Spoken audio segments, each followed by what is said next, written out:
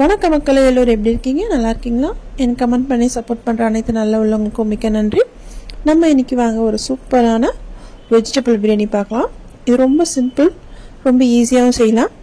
கண்டிப்பாக என் வீடியோக்குள்ளே வந்து பாருங்கள். அதுக்கு முன்னாடி என் சேனலை ஃபஸ்ட் டைம் பார்க்குறீங்கன்னா என் சேனலுக்கு ஒரு சப்ஸ்கிரைப் பண்ணிவிட்டு பக்கத்தில் இருக்க பெல் ஐக்கனை கிளிக் பண்ணிங்கன்னா ஆல் ஆப்ஷன் இருக்கும். அதை கிளிக் பண்ணால் தான் என்னோடய வீடியோஸ் உங்களுக்கு நோட்டிஃபிகேஷன் வரும்.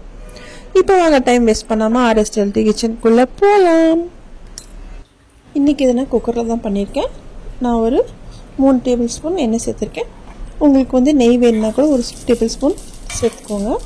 சேர்த்துட்டு நம்ம இதோட ஸ்பைசஸ்லாம் சேர்த்துக்கலாம். நான் ஒரு 2 பட்டை, 2 லவங்கம், கொஞ்சமாக சோம்பு, ஒரு ஏலக்காய் சேர்த்துருக்கேன். நீங்கள் பிரியாணி இலை இருந்தாலும் நீங்கள் சேர்த்துக்கலாம். சேர்த்துட்டு ஒரு 3 வெங்காயத்தை நீல வாக்கில் கட் பண்ணி அதையும் சேர்த்து நல்லா அது வதங்கி வரட்டும். வெங்காயம் ஓரளவுக்கு வதங்கணும், அது கொஞ்சம் கலர் மாறட்டும்.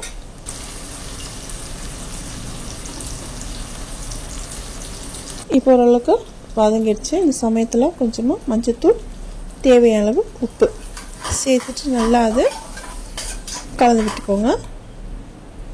நான் ஒரு 2 டேபிள் ஸ்பூன் இஞ்சி பூண்டு பேஸ்ட்டு சேர்த்துருக்கேன். இது ரெண்டுமே இஞ்சி பூண்டு ரெண்டும் ஒரே அளவு தான் எடுத்துருக்கேன். சேர்த்துட்டு நல்லா அது இஞ்சி பூண்டு வாசனை போகிற வரைக்கும் நல்லா அதை வதக்கிக்கோங்க. நான் ஒரு 2 டேபிள் ஸ்பூன் மிளகாய்த்தூள் சேர்க்குறேன். இது வந்து குழம்பு மிளகாய்த்தூள் தான். நீங்கள் வெறும் மிளகாய்த்தூள் போடுவீங்கன்னா அதை சேர்த்துக்கோங்க. நான் வந்து குழம்பு மிளகாய்த்தூள் தான் போடுவேன், அதை வீட்டில் அரைச்சது. சேர்த்துட்டு ஒரு 2 தக்காளி இதையும் சேர்த்து நல்லா அது மசிஞ்சு நல்லா வரட்டும். அடுப்பு நமக்கு மீடியம்லேயே இருக்கட்டும். ஃபாஸ்ட்டாக வச்சிட்டிங்கன்னா கரைஞ்சிரும். கொஞ்சம் மீடியமே வச்சு நல்லா அது மசிஞ்சு வரட்டும். இப்போ பாருங்கள், ஓரளவுக்கு நல்லா மசிஞ்சிருச்சு. இப்போ நான் ஒரு 2 டேபிள் ஸ்பூன் தயிர் சேர்த்துக்கிறேன். உங்களுக்கு தயிர் விருப்பப்பட்டால் சேர்த்துக்கலாம்.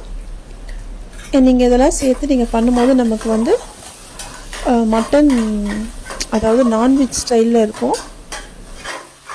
இப்போ நமக்கு பிரியாணி வந்து நான்வெஜ் பிரியாணி மாதிரியே இருக்கும்.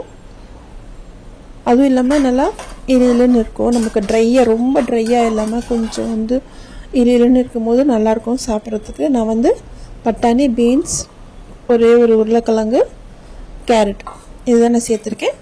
சேர்த்துட்டு இதை நல்லா நம்ம வதக்கிக்கலாம். நம்ம காய் எவ்வளோ நம்ம போடுறோமோ அப்போ நமக்கு பிரியாணி நல்லா டேஸ்ட்டாக வரும். இதில் நான் வந்து மீல் மேக்கரும் சேர்த்துருக்கேன். இந்த மீல் மேக்கரை வந்து 65 மசாலா இருந்துச்சுன்னா அதை போட்டுக்கோங்க. அப்படி இல்லைன்னும் போது மிளகாய்த்தூள், கொஞ்சமாக இஞ்சி பூண்டு, உப்பு, 1 ஸ்பூன் அரிசி மாவு, 1 ஸ்பூன் கடலை மாவு சேர்த்து நல்லா கலந்துட்டு அதை 65 மாதிரி போட்டு எடுத்து நான் அதை இதில் சேர்த்துருக்கேன்.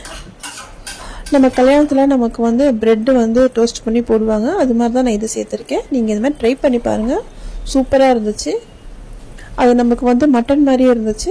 நீங்களும் உங்கள் வீட்டில் ட்ரை பண்ணுங்கள். நான் வந்து இந்த கப்பில் தான் வந்து 1.25 கப் நான் வந்து அரிசி எடுத்துருந்தேன். அரிசி நான் வந்து ஒரு அரை மணி நேரத்துக்கு முன்னாடி ஊற வச்சுட்டேன். இப்போ இதே கப்பில் நான் அதாவது பாஸ்மதி ரைஸ்க்கு 1 கப்புக்கு 1.5, நான் வந்து 1.25 சேர்த்ததால் 2 கப் சேர்த்துக்கிறேன் தண்ணி.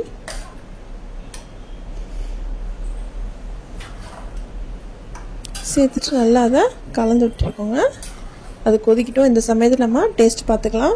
உப்பு இல்லைன்னா உப்பு சேர்த்துக்கோங்க.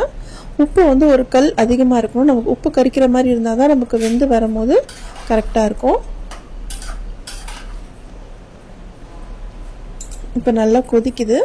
இந்த சமயத்தில் கொஞ்சமாக கரம் மசாலா சேர்த்துக்கலாம். சேர்த்துட்டு கொஞ்சமாக எண்ணெயும் சேர்த்துக்கிறேன். இல்லைன்னா நீங்கள் லெமன் இருந்தால் நீங்கள் லெமன் சேர்த்துக்கோங்க. சேர்த்துட்டு இப்போ பாருங்கள், அது ப்ரெஷர் வருது. இப்போ நம்ம வெயிட் போட்டுட்டு நான் வந்து ஒரு 10 நிமிஷம் வச்சேன். நமக்கு பாருங்கள், சுவையான வெஜிடபிள் பிரியாணி ரெடி ஆகிடுச்சு. உங்கள் வீட்டில் செஞ்சு பார்த்துட்டு உங்களுக்கு ஃபீட்பேக் சொல்லுங்கள். இந்த வீடியோ பிடிச்சிருந்தா லைக் பண்ணுங்கள், ஃப்ரெண்ட்ஸ் அண்ட் ஃபேமிலிக்கு ஷேர் பண்ணுங்கள். மறக்காமல் RSLT கிச்சனை சப்போர்ட் பண்ணிவிட்டு ஒரு சப்ஸ்கிரைபும் பண்ணிவிடுங்க, ஒரு லைக்கும் போட்டுவிடுங்க. இந்த வீடியோ பார்த்ததுக்கு ரொம்ப நன்றி. நம்ம நெக்ஸ்ட் வீடியோவில் பார்க்கலாம்.